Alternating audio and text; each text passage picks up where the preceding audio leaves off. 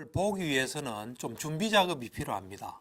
그렇다 해서 이 외운 것대로 저게구나 이거구나 이런 건 아니에요. 실제로 이제 보고 또 지도하시는 분들은 절대로 가르쳐 주지 않아요. 그래서 이게 뭔가 볼 수 있는 상태가 됐다 할 때 그때 뭘 하지 전혀 이 수행은 실제로 경험하는 거기 때문에 경험할 준비가 안 된 사람은 아무리 배워도 더 이상 말씀 안 하세요. 지도하시는 분이. 그러니까 지금 이제 이렇게 우선은 이 34가지의 마음, 초선정 같은 경우는 34가지의 마음과 마음부수가 있는 거거든요. 그거를 잘 보기 위해서 준비를 하는 거예요. 그래서 34가지를 사실 외워요. 저 같은 경우는 이제 빨리어를 했기 때문에 빨리어로 외웠어요. 외웠는데 하루는 저를 지도한 미얀마 스님이 시합하자 그러더라고. 누가 빨리 외우는지. 그럼 찌따 웨다나, 찌따 파사 웨다나, 산냠 해서 쫙 해요. 이 34가지를 했는데 스님이 빠르더라고요. 보니까. 빨리어로 이제 쫙 하는 거죠, 서로. 그런데 이제 저 경우는 뭐 빨리어를 2001년부터 했거든요. 했기 때문에 오랫동안 했기 때문에 저는 이제 빨리어가 익숙하죠. 근데 여러분은 저것도 지금 머리가 아픈데 빨리어까지 하면은 더 머리 아플 것 같아서 제가 일부러 안 하고 있어요. 나중에 관심 있는 분은 책에 빨리어가 있나요? 뒤엔가 어디 있어요. 예, 이제 보셔도 되죠. 그래서 이제 지난 시간에 마음과 마음부수의 관계, 마음과 마음부수의 관계는 왕과 신하라고 보시면 돼요. 주된 마음이 있고 그 마음의 기능을 담당하는 마음부수가 있어요. 그래서 마음은 하나죠. 하나고 뭐 마음의 종류는 많아요. 사실 뭐 102가지도 한데 그 너무 들으면 더 골치 아파요. 그리고 수행할 때는 그렇게 뭐 102가지 다 할 필요도 없어요. 뭐 81가지 뭐 있거든요. 처음에 이런 수행 안 하고 아비담마 할 때는 102가지, 81가지 막 그것부터 설명해요. 그냥 머리가 아파요. 근데 사실은 우리하고 무관한 마음도 많아요. 과의 마음, 소위 말해서 이제 성자들의 마음, 그거 우리하고는 별 관계가 없거든요, 사실은. 근데 이제 수행할 때는 그런 거 골치 아프면 하나도 안 합니다. 유익한 마음, 해로운 마음, 딱딱 필요한 마음만요. 선정의 마음, 그냥 그 유익한 마음, 해로운 마음, 요 기본적인만 해요. 그래서 일단 하여튼 마음이 있으면 언제나 따라오는 마음 부수가 7가지예요. 7가지. 그건 외우셔야 돼요. 이제 접촉, 그 다음에 느낌, 인식, 그 다음 의도, 그 다음에 집중, 생명기능, 주의, 이렇게 7가지예요. 요 7가지는 언제나 마음이 있으면 따라붙어요. 그래서 주된 대신이라 볼 수 있죠. 마음이란 왕을 수행하는. 그리고 이제 때때로 있는 6가지가 또 있습니다. 그래서 일으킨 생각, 지속적 고찰, 결정, 정진, 희열, 열의. 요거는 때때로 있는 마음이에요. 때때로 있다는 것은 있기도 하고 없기도 하는 겁니다. 요 7가지, 6가지 순수대로 외우셔야 돼요.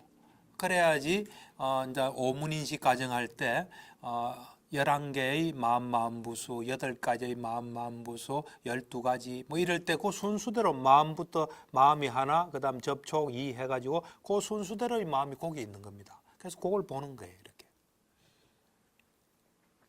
그래서 지난번 시간에 13가지를 했죠. 그 13가지는 이 같아지는 마음부수예요. 어떤 마음하고 붙든 그 마음이 되는 거예요. 유익한 마음하고 붙으면 유익한 마음의 마음부수가 되는 거예요. 해로운 마음하고 붙으면 해로운 마음의 마음부수가 돼요. 선정의 마음하고 붙으면 선정이 있을 때 그 13가지는 있는 거예요. 그렇게. 그래서 13가지를 이야기했고 이제 아름다운 마음부수라는 것을 제가 좀 설명하겠습니다. 그러니까 처음부터 52가지 다 하면 머리가 아파요. 그래서 하나하나 이제 선정인식 과정에 있는 마음부수는 총 34가지예요. 34가지인데 마음과 마음부수 합해서 34가지거든요. 그래서 마음 하나 있고 13가지 합하면 14가지죠. 그럼 34가지에서 14를 빼면 20이에요. 20가지의 다른 마음부수가 있어요. 이제 아름다운 마음부수예요. 아까 13가지는 어떤 마음이든 상관없는 거예요. 그렇지만 이제 뒤에 아름다운 마음 부수란 거는 유익한 마음에 들어있는 거예요. 그러니까 좋은 마음에 곧 들어있는 게 아름다운 마음 부수예요. 그래서 어떤 유익한 마음이든지 공통적으로 있는 것이 19가지예요. 그러니까 아름다운 마음 부수 중에서 공통된 것이 19개가 있어요.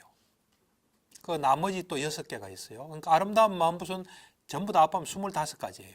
25가지인데 그 중에 공통적으로 어떤 유익한 마음이든 유익한 마음이 있으면 19가지는 언제나 있는 거예요. 그걸 이제 제가 좀 설명을 하겠습니다. 책자 몇 페이지죠? 152페이지입니까? 1입니까? 요 보면 표가 하나 있죠. 마음부수가 전부 52가지입니다. 2가지인데 다른 것과 같아지는 마음부수 13가지 아까 제가 설명했죠. 그죠? 마음에 공통되는 것들 7가지, 때때로 있는 것들 6가지. 요거 하고 요게 13가지가 있어요. 그 다음에 아름다운 마음부수가 전부 25가지가 있어요. 그 중에 아름다운 마음에 공통되는 것들 19가지가 있고 그 다음에 절제, 무량, 지혜 이래서 또 6가지가 있어요. 그 다음에 이제 해로운 마음부수 14가지가 있어요. 나중에 이제 해로운 마음 할 때 제가 설명을 할 겁니다. 근데 이제 참고로 들으시면 해로운 마음에 또 공통되는 4가지가 있어요. 이 해로운 마음은 어떤 마음이든 요 4가지는 항상 같이 있는 거예요. 그 다음에 이제 해로운 마음에 때때로 있는 것들, 요 해당되는 것들이 있는 거예요. 10가지가 있어요. 그래서 나중에 우리가 이제 해로운 마음을 나중에 오문전향에서 하게 됩니다. 그때는 이제 이 해로운 마음부수를 제가 자세히 설명할 겁니다. 그래서 지금은 이제 아름다운 마음부수 25가지 중에서 아름다운 마음부수 공통적으로 있는 게 19가지예요. 유익한 마음에 19가지는 언제나 같이 있는 거예요. 그 19가지를 설명을 하겠습니다. 그러니까 아름다운 마음에 공통적으로 있는 적으로 있는 19가지예요. 하나하나 숫자를 붙이고 하겠습니다. 첫 번째는 믿음이에요. 믿음이 있는 거예요. 해로운 마음에 믿음이 있겠습니까? 없습니다. 이게 이제 이 유익한 아름다운 아름다운 마음 부수가 있으면 우리가 되게 편해져요, 사실은. 믿음이 있고, 그 다음에 요즘 뭐 항상 많이 한 말 있죠. 마음챙김이 있어요. 여기도 빨리 하는 생략합니다. 골치 안 아프게 하려고. 마음챙김이 있어요. 세 번째는 부끄러움. 이 부끄러움이 참 중요한 겁니다, 사실은. 부끄러움. 그 다음에 두려움. 부처님께서는 뭐 여러 가지를 비유적으로 설명하실 때 우리를 이 마차로 비유하면 마차가 함부로 막 가면 안 되지 않습니까? 그럴 때 제어장치 2개를 이야기해요. 그때 우리 이걸 지금 부끄러움과 두려움이에요. 우리가 이 부끄러움과 두려움이 있으면은 우리를 잘못되게 하잖아요. 이 부끄러움은 어떤 거냐면 우리가 잘못된 행위를 할 때 이거 참 부끄러운 거야 하는 거예요. 이게 부끄러움. 잘못된 행위를 할 때 부끄러움을 느끼는 거예요. 두려움은 뭐냐면 잘못된 행위를 할 때 두려움을 느끼는 거예요. 잘못된 행위에 부끄러움도 안 느끼고 두려움도 안 느끼면 막 하겠죠. 그래서 우리는 이 청정도론에 부끄러움은 이 공주로 비유해요. 공주. 두려움은 시녀로 비유해요. 공주는 자기가 잘못해도 처벌 안 받습니다. 그렇지만 자기가 부끄러워하는 거예요. 시녀는 잘못하면 자기가 죽거나 엄청난 걸 당하기 때문에 두려운 거예요. 그래서 그렇게 비유를 많이 합니다. 그 다음에 5번째는 뭐냐면 탐욕 없음. 탐욕이 없는 상태예요. 6번째는 성냄 없음. 7번째는 중립. 좀 중립은 뭐 평온 이런 뜻입니다. 어디 치우치지 않는 중립, 평온. 그 다음에 8번째는 몸의 고요함. 요때 몸이란 것은 우리가 이제 빨리어로 까야거든요. 까야. 장음 까야인데 이 까야는 꼭 몸이 아니라 뭐 하여튼 덩어리 이런 뜻이에요. 요때 몸이란 것은 마음부수의 몸, 마음부수의 덩어리라는 뜻이에요. 그래서 마음부수 전체가 고요하다는 거예요. 이게 몸이 고요한 거 아닙니다. 마음부수라는 그 덩어리, 까야 하면 뭐 쌓였다 이런 뜻이거든요. 그래서 어떤 덩어리, 호흡의 까야 이러면 전체 호흡을 말하는 겁니다. 그래서 이때 몸이란 건 마음부수로 보시면 됩니다. 전체 마음부수. 그 다음에 마음의 고요함. 두 가지입니다. 몸의 고요함, 마음의 고요함. 마음부수들의 고요함, 마음의 고요함. 그 다음 10번째는 몸의 가벼움. 예, 가벼움. 예, 그 다음에 또 마음의 가벼움이 있겠죠. 마음의 가벼움. 그 다음에 몸의 부드러움. 그때 가벼운 부드러움은 물질할 때도 있었죠. 13번째는 마음의 부드러움이에요. 그 다음에 14번째는 몸의 적합함. 기억납니까? 물질이 가볍고 부드러우면 적합한 상태가 된다는 거. 마찬가지예요. 그것도 마음이나 마음부수가 가볍고 부드러운 뭘 하기에 적합한 상태가 되는 겁니다. 15번째는 마음의 적합함. 그 다음 16번째는 몸의 능숙함. 적합함을 더 넘어서는 상태죠. 능숙함. 아주 기술적인. 17번째는 마음의 능숙함. 18번째는 몸의 올고듬. 딱 바른 겁니다. 올고듬.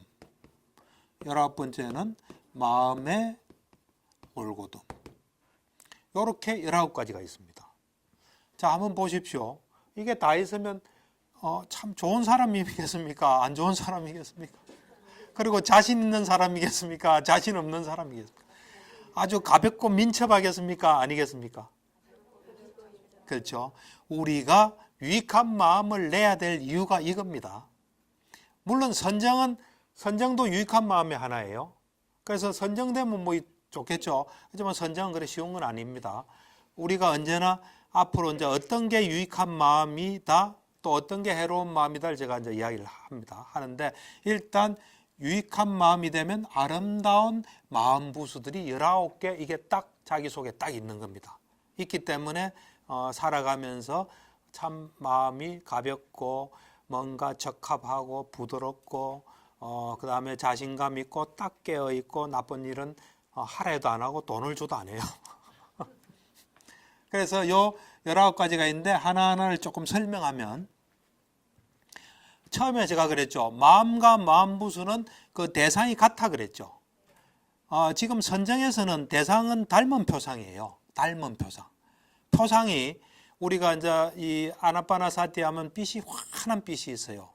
그 보석과 같은 빛이 있어요. 그걸 우리는 닮은 표상이라고 해요. 표상은 두 종류가 있거든요. 익은 표상, 닮은 표상인데 익은 표상이란 건 좀 처음에 시작되는 거예요.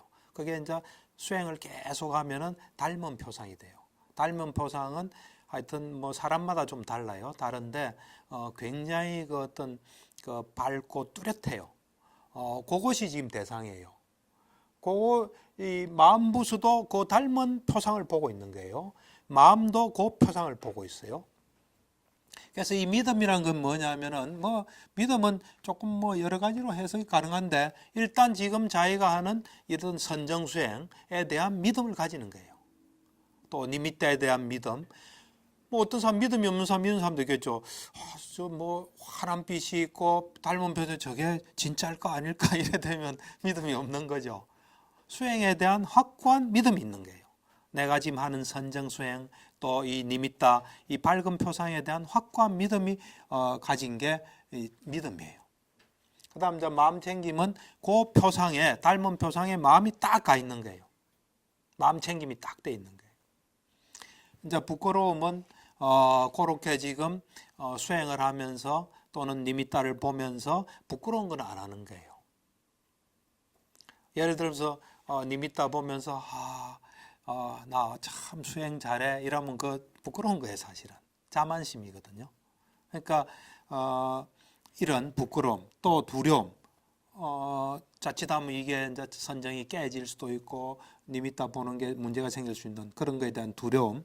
그 다음에 탐욕 없으면 니미따를 보는데 탐욕이 없는 거예요. 욕심이 없는 거예요. 그 다음에 성냄 없으면 니미따를 보는데 성냄이 하나도 없는 상태예요. 탐욕도 성냄이란 건 뭐냐면 수행하다가 왜 이래 수행이 안 돼? 그게 성냄입니다. 오늘은 왜 이래 니미따가 밝지 않아? 다 성냄이에요. 뭔가를 부정하고 거부하는 건 다 성냄입니다. 끌어당기는 거는 탐욕이에요. 밀어내는 거는 이 성냄입니다. 있는 그대로 받아들이는 거는 이제 그 지혜로운 겁니다. 그 다음 이제 중립이란 것은 뭐냐면 평온하게 담담하게 보는 거예요. 탐욕도 아니고 성냄도 아닌 그 평온하게 이래 담담하게 보는 겁니다. 그 다음에 이제 몸의 고요함이란 건 아까 말한 대로 지금 있는 마음 부수들이 다 고요한 상태에 있는 거예요.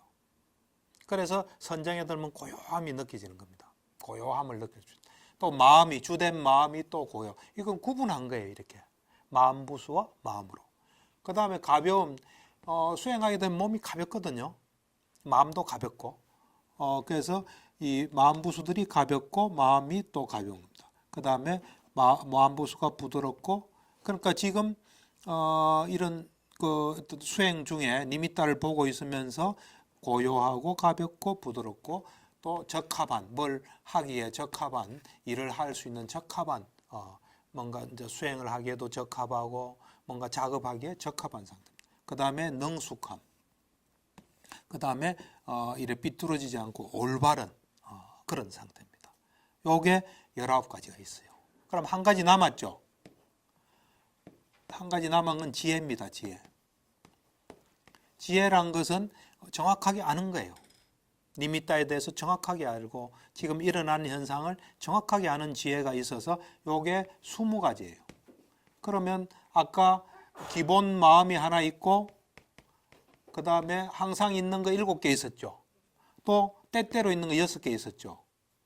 그럼 이게 14개죠. 그럼 요 20개하고 합하면 이게 초선정의 마음 부수는 34가지가 있는 겁니다. 34가지가. 이제 이선정이 되면은 일으킨 생각과 지속적인 고찰이 탁 떨어져요. 그것은 거친 요소이기 때문에. 그래서 이선정에는 일으킨 생각, 지속적인 고찰이 아까 때때로 있는 것 중에 일으킨 생각과 지속적 고찰이 있다 그랬죠. 그건 있기도 하고 없기도 해요. 이선정에는 일으킨 생각과 지속적인 건 떨어지기 때문에 32가지가 됩니다. 32가지. 그 다음에 삼선정 들어갈 때는 희열이 또 떨어져요. 그래서 삼선정에는 마음과 마음부수 합한 게 31가지예요. 그 다음에 사선정 들어갈 때는 행복이 없어져요. 행복이 없어지면서 평온으로 바뀌기 때문에 그때도 31가지예요. 그래서 이제 이런 것을 실제로 이제 관찰하는 건데 이제 구체적으로 어떻게 수행을 해서 저것을 관찰하는지 이제 직접 제가 좀 이야기를 하겠습니다. 이제 외워야 된다는 거 알겠습니까? 외워야 됩니다. 그래서 여러분이 내가 좋은 마음을 냈다, 유익한 마음이다. 그러면 저것을 딱 느끼세요. 뭐 선정해서 보지는 못하지만 느끼면 느껴져요. 그러니까 분명히 느낀 거지 안 해도 그때 딱 보면은 저게 있는 게 느껴져요, 사실은. 그래서 이제 이런 거를 이제 준비 작업을 끝낸 거예요. 이제 선정에서 나와서 저거를 볼 수 있는 이제 하나하나 볼 수 있는 준비를 확실히 한 거예요. 34가지가 뭔지도 모르면 그거 볼 수 있겠습니까? 저걸 외워서 언제라도 딱딱 기억할 수 있어야 그걸 찾을 수 있을 거 아닙니까? 그죠? 그래서 이제 구체적으로 이 선정인식 과정을 어떻게 수행하는지 그걸 제가 좀 이야기를 하겠습니다. 선정인식 과정은 아까도 이야기했다시피 의문전향이라는 마음이 있고요. 그 다음 의문전향이 끝나면은 준비, 그 다음에 건접, 수순, 종성이라는 건접 삼매의 네 가지 마음이 있고요. 그 다음에 속행에 들어가는데 일단은 그 네 가지는 나중에 아주 숙련됐을 때 나중에 봅니다. 처음에는 의문전향에 그냥 의문전향에 또 마음부수는 안 봐요. 나중 그것도 좀 뒤에 봅니다. 좀 숙달되고 난 뒤에 봐요. 그렇지 않고 그냥 의문전향만 딱 하고 속행 들어가서 어떤 현상이 있나를 이제 보는데, 의문전향은 이겁니다. 뭐냐면 뭔가를 보고 이것이다 하고 딱 마음 먹으면 그게 의문전향이 시작되는 겁니다. 예를 들면 이 선정인식 과정의 의문전향은 어떻게 하냐면, 선정이란 게 결국 이런 거 아닙니까? 지금 닮은 표상을 계속 보면서 선정 상태에 있는 거거든요. 그러면서 하여튼 선정의 닮은 표상이라는 그걸 알고 계속 있는 거예요, 이게 사실은. 그러니까 이 의문전향을 어떻게 들어가냐면, 아나빠나사티라고 들숨 날숨에 집중하는 수행 우리 제일 처음으로 했죠. 이제 아나빠나사티를 해서 초선정에 들어갑니다. 초선정에 들어가서 나와가지고 의문에서 선정 5요소를 체크해요. 체크가 딱 끝나는 순간에 그때 지금 이 닮은 표상이 딱 보이거든요. 저것이 아나빠나사티의 닮은 표상이라고 결정을 딱 하면 그게 의문전향이에요. 그게. 그러면 그 다음 순간에 이제 저를 지도하신 분이 저보고 그러더라고요. 일단 초선정, 아나빠나사티 초선정에 들어갔다가 나와가지고 의문에서 선정 5요소를 체크하고, 그 다음에 닮은 표상을 보면서 저것이 아나빠나사티의 닮은 표상이다 하고 딱 마음을 먹으면 어떤 현상이 있는지 보고 오라 그래요. 그 다음 건 안 가르쳐줘요. 뭐 책에도 그런 거 전혀 없어요. 그래서 시킨 대로 했죠. 시킨 대로 이제 아나빠나사티 선정 초선정에 들어갔다가 나와서 의문에서 선정 5요소를 체크하고, 그 다음에 저것이 아나빠나사티 닮은 표상이다 하니까 그 다음에 뭐가 탁탁탁탁탁탁탁 하는, 그냥 뭐가 탁탁탁탁 계속 일어나요. 굉장히 신기했어요. 이게 뭘까? 저는 뭐 태어나고 처음으로 경험하는 거니까요. 그러니까 뭔가 탁탁탁탁탁탁탁 일어나요, 이렇게. 그래서 이제 수행을 마치고 인터뷰하시는 분한테 그렇게 저것이 아나빠나사티의 닮은 표상이다 하고 마음을 딱 먹으니까 그 다음부터 탁탁탁탁탁탁 계속 그런 게 일어나더라니까 그것이 속행이다 그러더라고요. 그게 선정의 속행이다. 그러니까 그 하나하나들이 다 마음이에요, 이렇게. 그래서 이제 그걸 듣고, 근데 이제 의문이 뭐냐면, 왜 선정 인식 과정을 선정 내에서 보질 않고 선정에서 나와서 체크하는지, 그게 의문이에요. 그래서 왜 이거를 그러면 선정 내에서 체크를 하지 않고 선정에서 나와서 체크합니까 하니까 그거는 뭐 상식적으로도 선정은 집중되어 있는 상태이기 때문에 그걸 체크할 수가 없어요, 사실은. 그래서 근데 선정의 이 힘은 굉장히 강하기 때문에 엄청난 속행이 있기 때문에 나와도 그 여진으로서 계속 속행이 있는 거예요.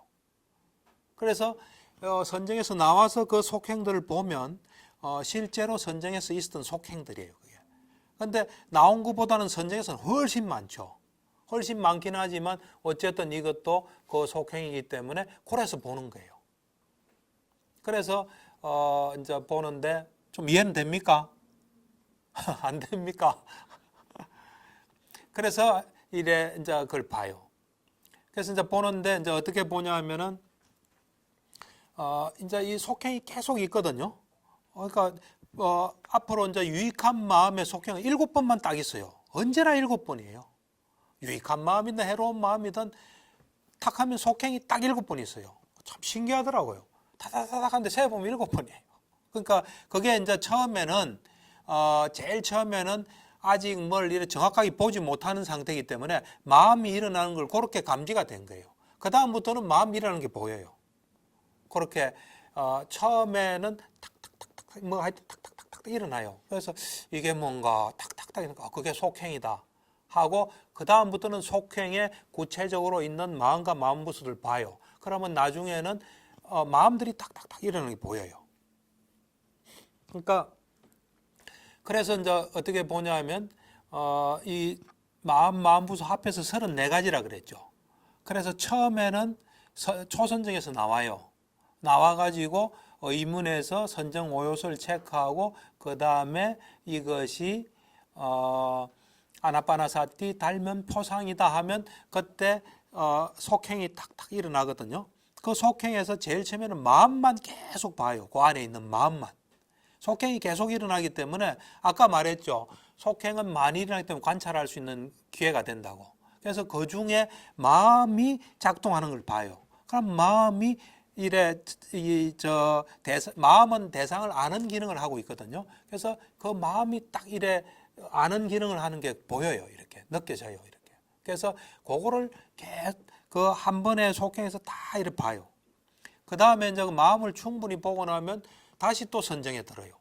다시 또 선정에 들어서 나와서 의문에서 선정 오요소를 체크하고 그 다음에 이것이 아나빠나사티 닮은 표상이다 하면 또 속행이 계속 일어나요. 계속 일어날 때 이제는 접촉을 봐요. 접촉의 마음부수를 접촉의 마음부수가 그 하나하나의 속행에도 계속 있을 거 아닙니까? 그죠? 하나하나의 속행마다 34가지가 있잖아요. 있는 그 중에서 속행만 정확하게, 접촉만 정확하게 계속 봐요. 그래서 접촉이 지금 있다는, 접촉이라는 마음부수가 있다는 걸 알게 돼요. 그 다음에, 그러니까 선정을 무수히 해야 돼요. 그 다음 또 선정이 또 나와요. 그 다음에는 이 느낌을 관찰해요. 느낌을 관찰해 보면 어떤 느낌이, 어떤 기쁜 느낌 있잖아요. 이런 즐거운 느낌. 그것이 계속 감지가 돼요. 이렇게. 그 마음부수가 딱 이렇게 느껴져요. 그냥 감지돼요. 그래서 느낌을 또 쫙 봐요. 그 다음에 이제 그러니까 그게 그 속행이 많이 일어나기 때문에 그걸 충분히 볼 수가 있어요. 그리고 다시 또 선정에 들어가서 그거를 나와서 또 선정 오요소를 체크하고 그 다음에 이것이 아나빠나사티 닮은 표상이다 하면은 그 다음에는 산냐 인식이 있죠. 인식이 또 딱 이렇게 보여. 인식이 이래 딱딱 할 수 있어요. 그래서 그런 식으로 처음에는 하나하나 이래 봐요. 하나하나. 아까 그 처음부터 7가지, 6가지, 20가지 했죠. 그거를 하나하나 해보면 하나하나가 다 다르다는 걸 알 수 있어요. 여튼 믿음은 믿음의 마음부수가 느껴져요.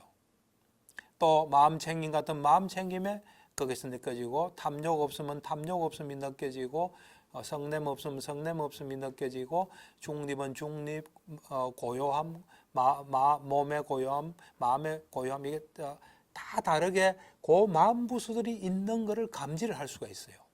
우리 물질에서 깔라빠 안에 있는 그 지수 화풍 하나씩 찾아냈잖아요.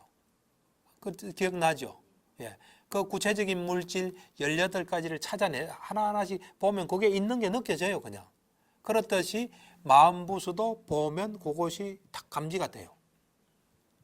그러니까 이 유익한 마음에 아름다운 마음부수가 있는데 거기서 만약에 해로운 마음에 해로운 마음부수 찾으면 있겠습니까? 없어요, 절대로. 또 해로운 마음이 있을 때는 유익한 마음에 아름다운 부수는 찾을 수가 없어요. 그런 것들이 하나하나 이래 찾을 수가 있어요. 그래서 34가지를 시간이 많이 걸려요, 사실은. 하나하나 그러니까 선정에 아주 숙달됐기 때문에 이게 가능한 거예요. 들어갔다가 나와서 속행이 일어난 동안 그 하나하나 34가지 다 철저하게 자기가 이게 확신이 갈 때까지 이래 정확하게 보는 거예요.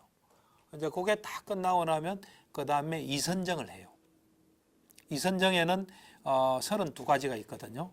그 32가지를 또 하나씩 해요.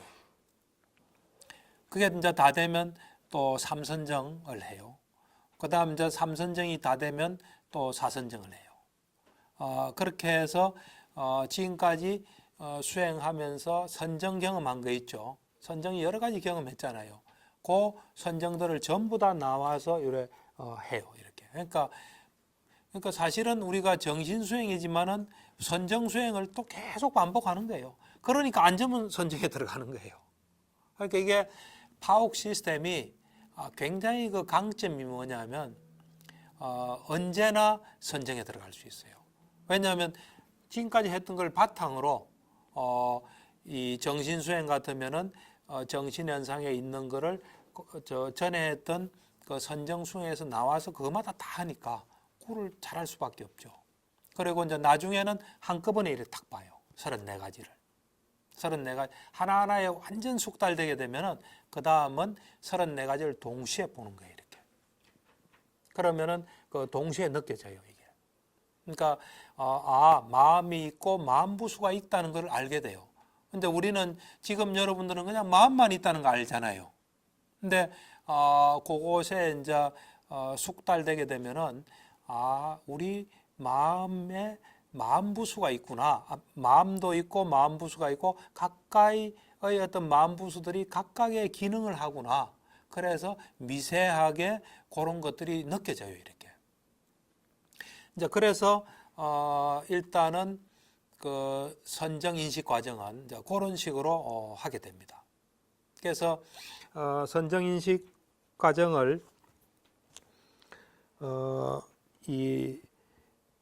방금 제가 이야기한 대로 일단은 이 선정에서 나와서 선정 속에서 하는 건 아니에요.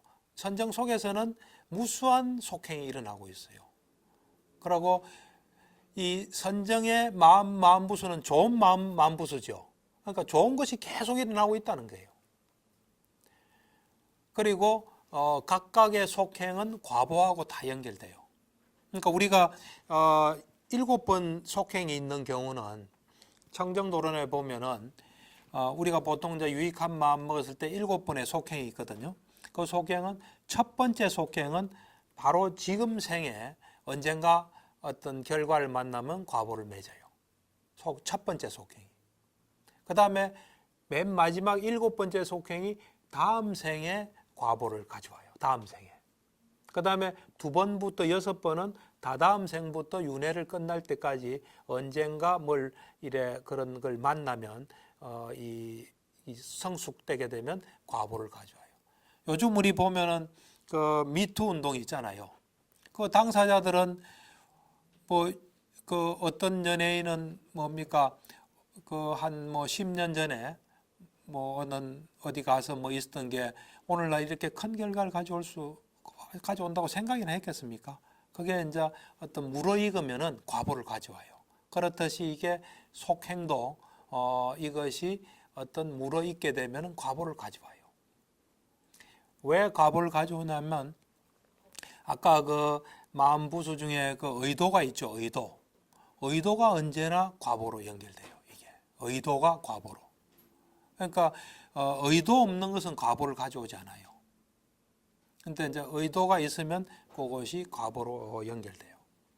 그래서 이 이제 정신 수행은 그 물질 수행할 때 우리가 물질을 정확히 봄으로써 우리를 좀 더 잘 알게 됐잖아요. 그렇듯이 정신 수행도 정신을 우리가 정확히 알므로 해서 우리가 어떤 상태에 있을 때 우리한테 어떤 영향이 온다는 걸 정확히 아는 거예요. 그런 면에서 볼 때 정신은 마음과 마음부수로 이루어져 있어요. 그래서 또 정신은 우리가 어떤 정신 활동을 할 때 정신인식 과정이라는 게 있어요. 선정 같으면은 의문전향이 있고 그 다음에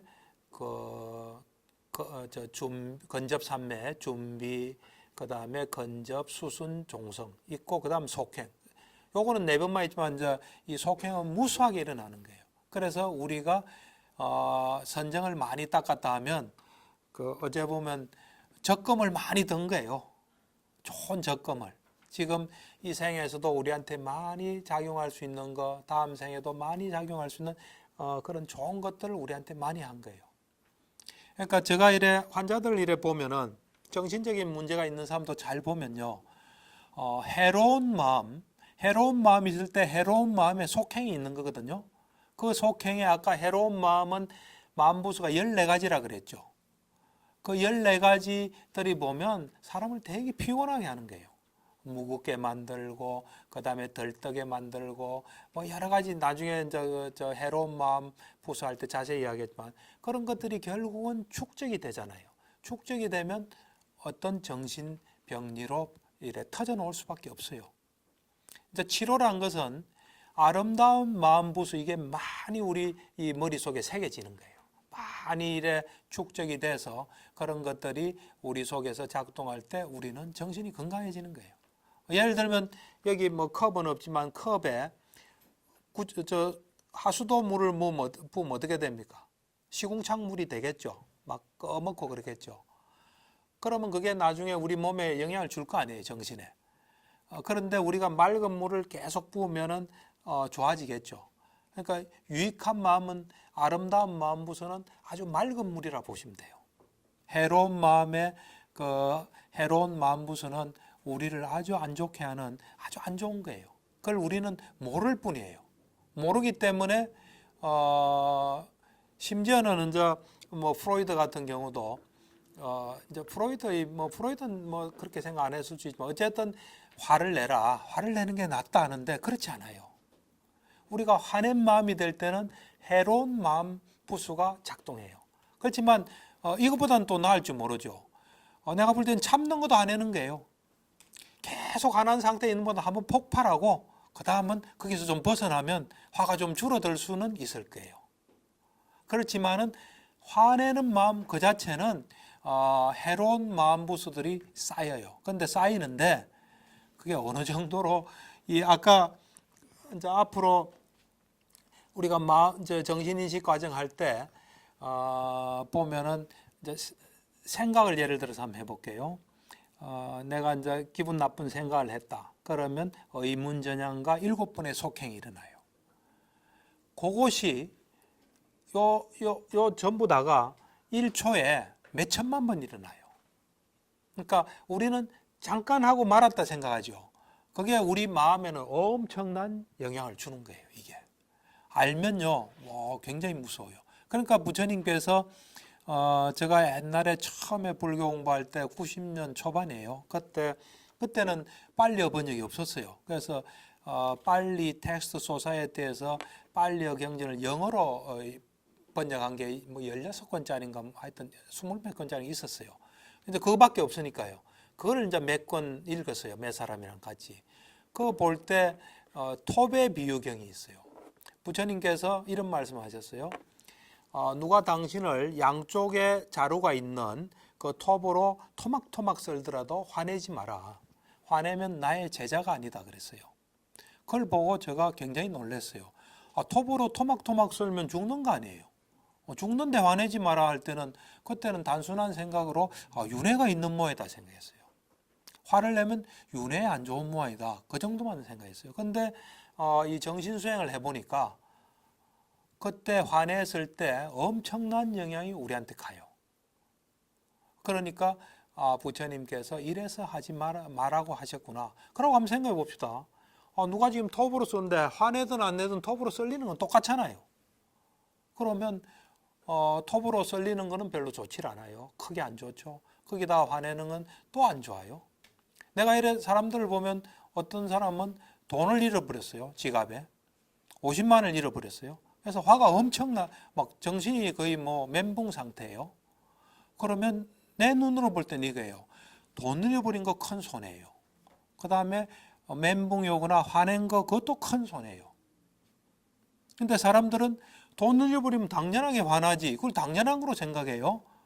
당연하지 않습니다. 절대로. 그래서 제가 그 사람 보고 그랬어요. 그거는 뭐 화 안 낼 수도 있으니까 그 말이라고 하냐 그러더라고요. 근데 제가 2003년도에 일본을 여행했어요. 일본을 여행했는데 그때 아들이랑 같이 했는데 도쿄에서 한 4일인가 있고 오사카를 갔어요. 신칸센을 타고 이제 오사카에 내려서 이제 백화점을 갔어요. 백화점에서 나오는데 지갑이 없어졌어요.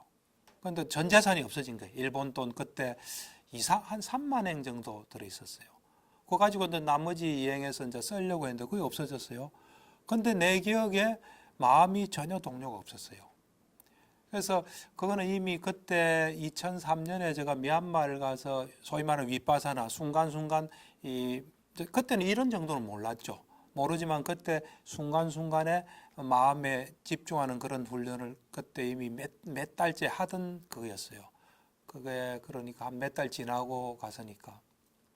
그러니까 이제 훈련이 돼 있으니까 그에 대해서 그런 반응이 안 오는 거예요. 그러니까 얼마든지 우리가 마음을 어떻게 훈련하느냐에 따라서 반응은 달라질 수 있어요. 이 영상이 좋으셨다면 좋아요, 구독, 알림 설정까지 부탁드립니다.